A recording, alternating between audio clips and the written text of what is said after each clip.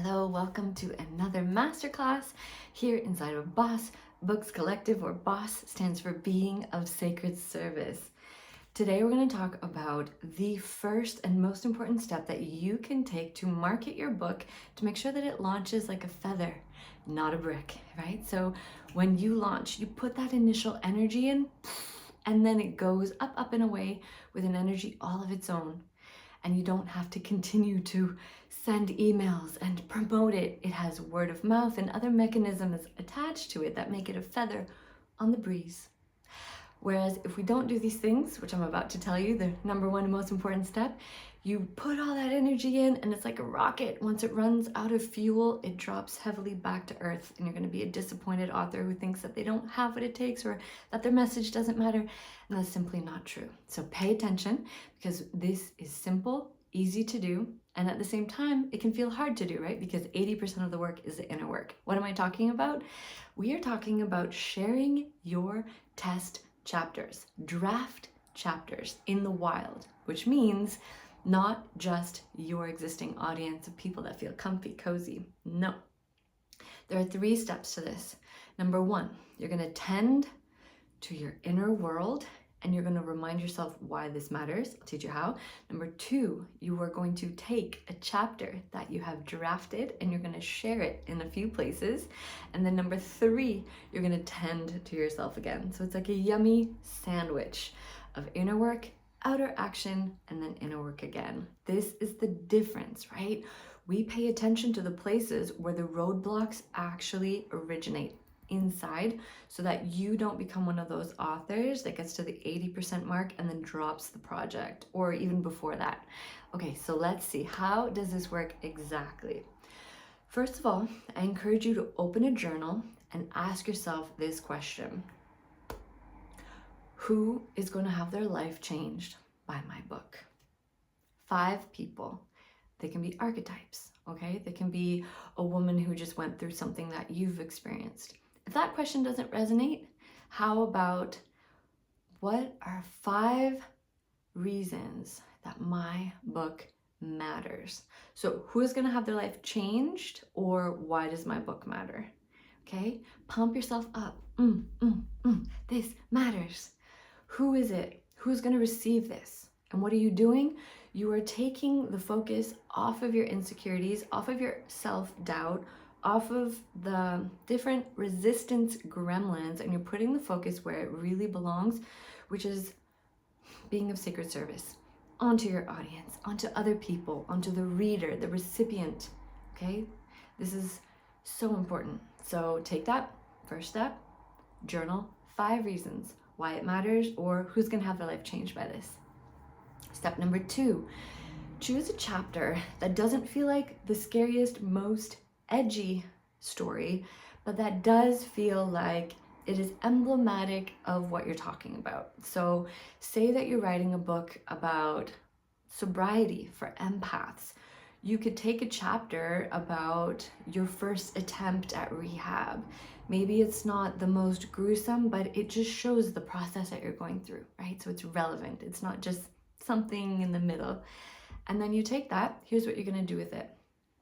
First off, format it into 2 different ways. 1, just a simple paragraph with a question at the top. So this is like a copy and paste from your Google Drive, but you just put a question at the top. And the question could be related to soliciting feedback. Imagine you're doing a poll. So in the example of sobriety for empaths, be like, hey empaths, does this resonate with you? Or something more specific. I'm just making this up on the fly. But then the second thing you want to do is you're going to format this for social media. Ideally Instagram and a carousel post. Those are the ones that you swipe through, and it's text. So I'm going to share a template for you. No excuses here that you don't know how to do this. I'm going to give you my exact template. And you're going to open it in CANVA. Make sure you have the CANVA app. It's great for graphic design, okay? And you're just going to pop your own words into the template and put it out on Instagram. So what are we doing here at step 2? We are sharing your book with 2 audiences.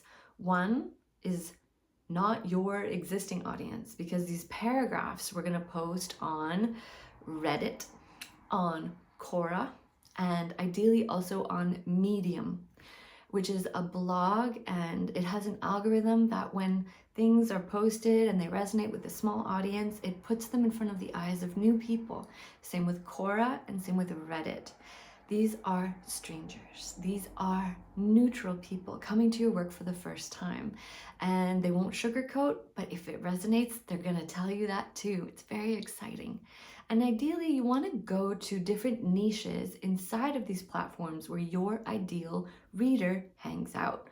So in the example of Sobriety for Empaths, is there a corner of Quora where people are chatting and talking about sobriety, about alcohol-free recipes, about what's supported them? Okay, go to those places.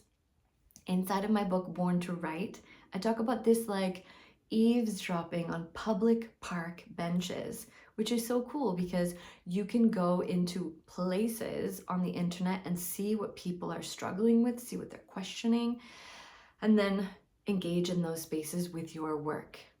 And then the second piece is posting this CANVA template on Instagram, which is your existing audience. Okay, so this is step 2. You're formatting it for Quora, for these public blast outs, and then you're also putting it on your Instagram with the nice caption saying like, hey, maybe this feels really scary, but I'm writing a book. You're announcing it, you're really putting it out there and saying, what do you think about this chapter? Okay, so that's step 1 and 2. Step 3, tending to yourself again. This is where you're going to be paying attention to what's coming up in the process of sharing your chapters in the wild. What voice is speaking? Whose voice is it? Is it familiar? You know, some of us had teachers when we were young that said, you're not naturally creative, you should go into maths.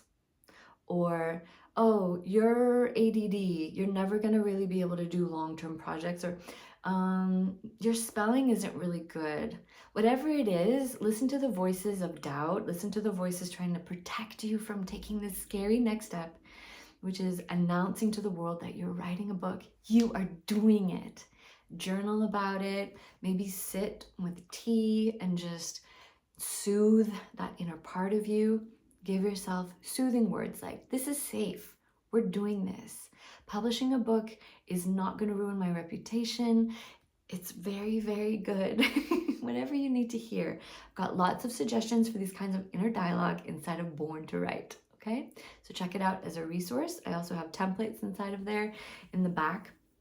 So this is your challenge to begin marketing your book as you are writing it.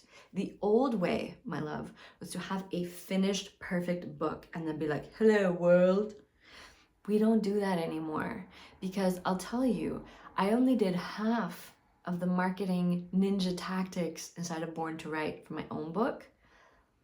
And it became a bestseller on the first day that I launched it. Why? Because I brought people into my process from the very beginning. I was writing the book after I had just given birth and I was a solo parent. So I was typing one-handed in front of a fire all winter long. So I would share pictures of that. I would share my process. And then by the time the book launched, people felt invested in my success. They knew that I'd been up to it. It wasn't a surprise. And then they supported the launch by buying the book, by telling their friends. I have text messages, screenshots of friends saying, I'm buying this book because you care so much and you're so invested in this that I'm inspired and I'm going to buy her book too. That is the feather effect, okay? So share with authenticity. We're not doing some contrived vulnerability here. This is real. It is sometimes scary to share your work in the wild. And sometimes it's more scary to share it with your people because it is saying, my voice matters. My story matters, and you can do this. I really, really believe it. I know it. And so if you're feeling any kind of hesitation, please share in our community, on our newsfeed, in the page.